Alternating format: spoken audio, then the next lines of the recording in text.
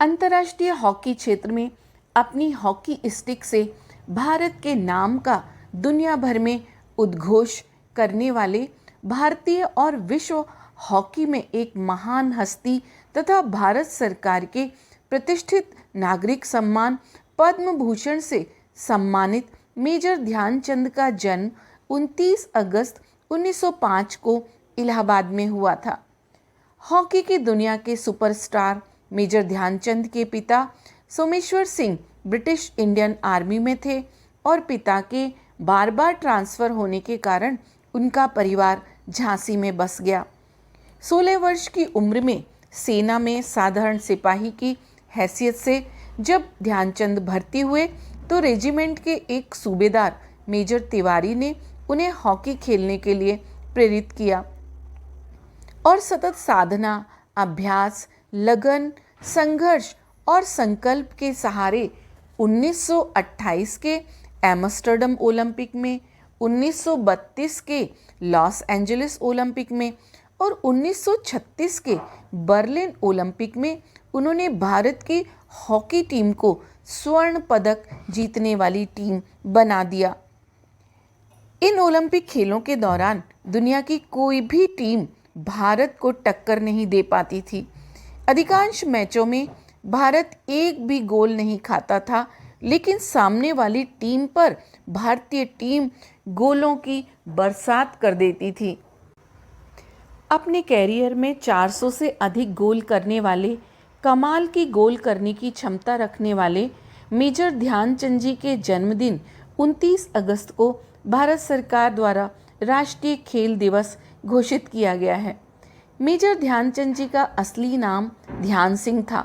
सेना में होने के कारण इन्हें अभ्यास के लिए कम समय मिल पाता था, इसलिए ध्यान सिंह रात में चांद निकलने का इंतजार करते और चांद की रोशनी में ही प्रैक्टिस करते, क्योंकि उन दिनों बाहर लाइट नहीं हुआ करती थी। ऐसा करते देख ध्यान सिंह के दोस्तों ने इनके नाम के साथ चांद शब्द जोड़ दिया, जो बाद में चंद हो गया और इस तरह से उनका नाम ध्यान सिंह से ध्यान चंद हो गया।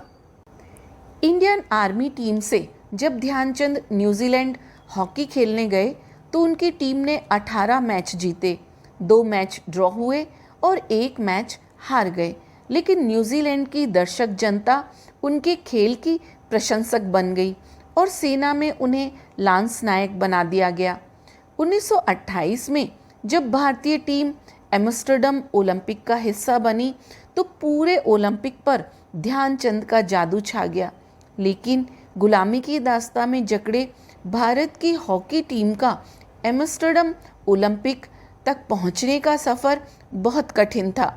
सर्वश्रेष्ठ टीम चुनने के लिए कलकत्ता यानी कोलकाता का चयन किया गया, क्योंकि उस समय हॉकी संघ को पैसे की ज़रूरत थी, जिसकी पूर्ति बंगाल से ही संभव थी। अगर 1928 में बंगाल हॉकी संघ ने आर्थिक सहयोग और समर्थन नहीं दिया होता तो शायद ही भारतीय टीम एम्स्टर्डम ओलंपिक में जा पाती।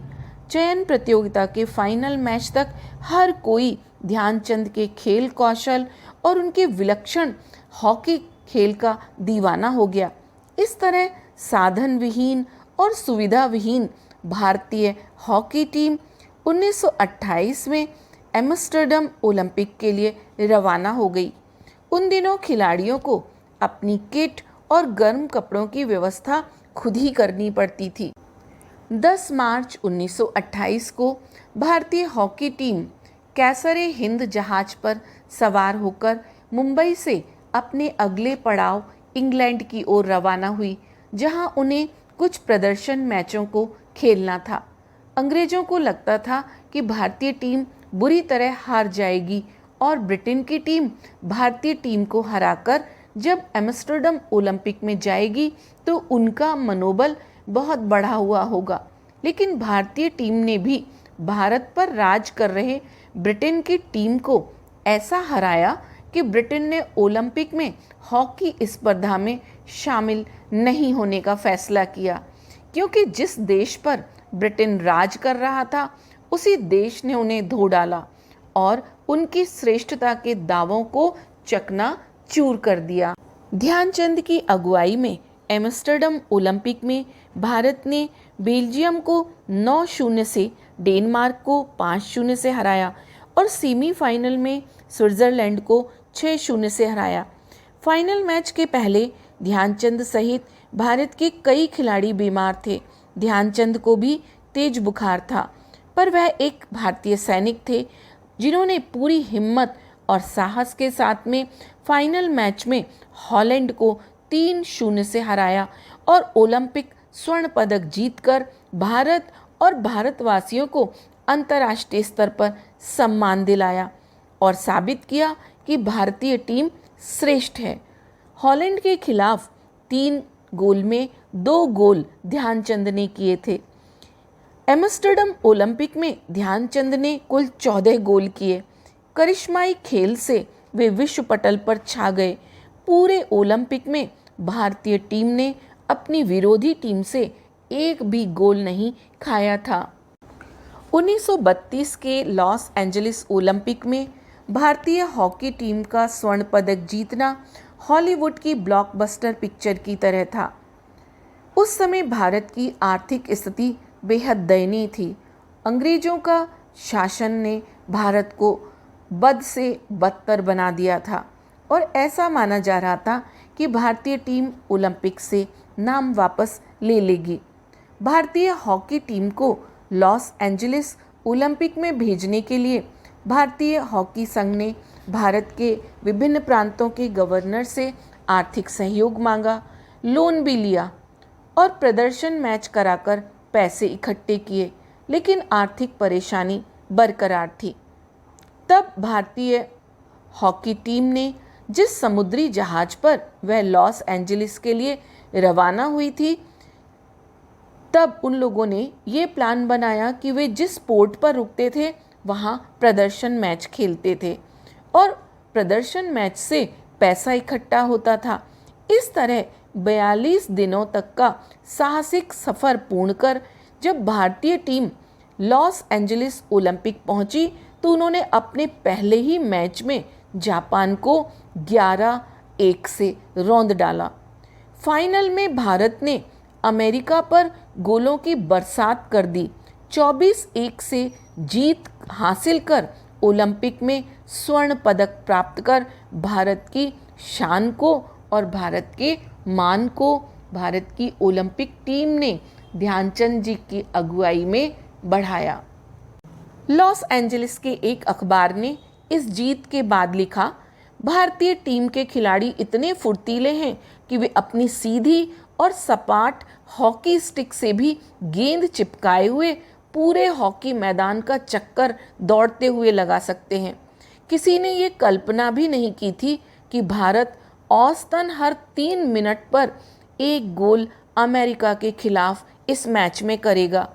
अमरीकियों ने अपनी टीम के 3 खिलाड़ी ध्यानचंद को गोल करने से रोकने के लिए लगा रखे थे, लेकिन ध्यानचंद ने उनकी पूरी रणनीति को विफल करते हुए 24 में से 7 गोल अमेरिका के खिलाफ दागे।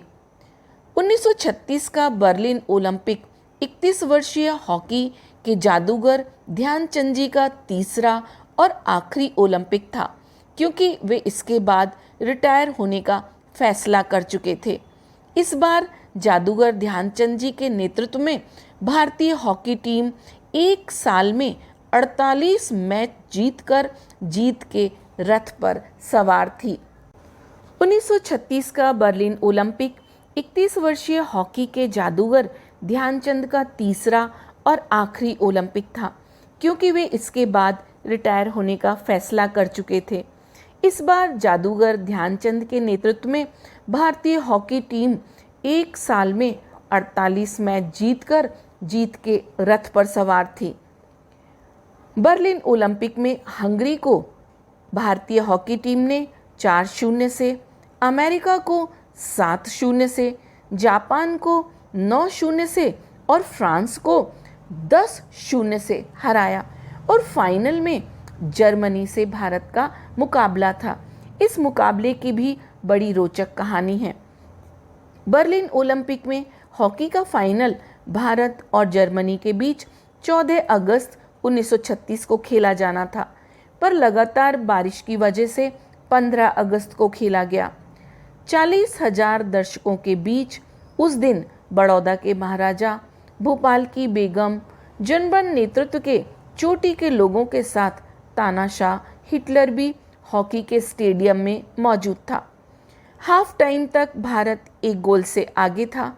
गीली मिट्टी की वजह से मेजर ध्यानचंद ने अपने जूते उतारे और नंगे पैर खेलने लगे और फिर तो गोलों की झड़ी लग गई और जर्मनी को 8-1 से ध्यानचंद की टीम ने करारी शिकस्त दी।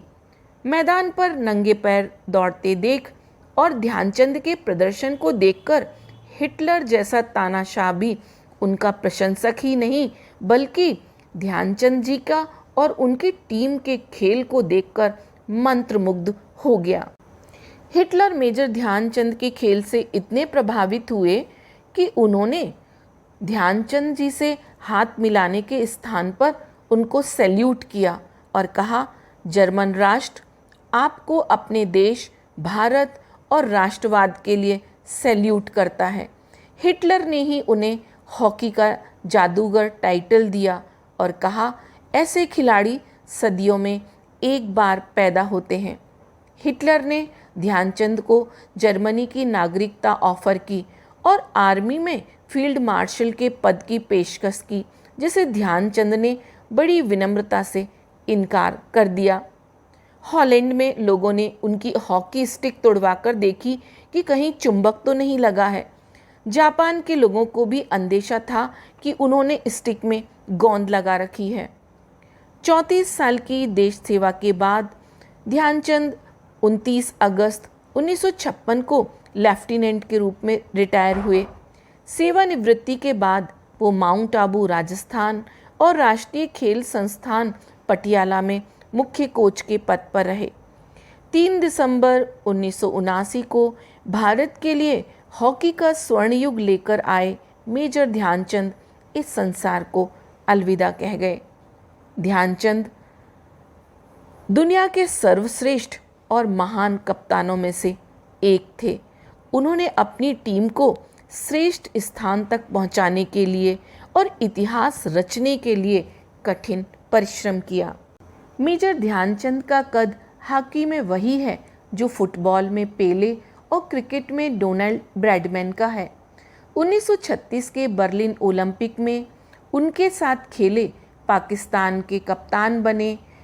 आईएनएस दारा ने वर्ल्ड हॉकी मैगजीन के एक अंक में लिखा था, डी में घुसने के बाद वे इतनी तेजी से और ताकत से शॉट लगाते थे कि दुनिया के बेहतरीन से बेहतरीन गोलकीपर के लिए भी कोई मौका नहीं रहता था। उनको बिना देखे ही पता होता था कि मैदान के किस हिस्से में उनकी टीम के खिलाड़ी और प्रतिद्वंदी मूव कर रहे हैं। ध्यानचंद ने हमेशा अपने साथियों से कहा कि देश का मान और प्रतिष्ठा को सदैव ऊंचा रखने के लिए हर मैच को जीतने की कोशिश करनी चाहिए। मेजर ध्यानचंद सिर्फ देश के लिए ही बने थे।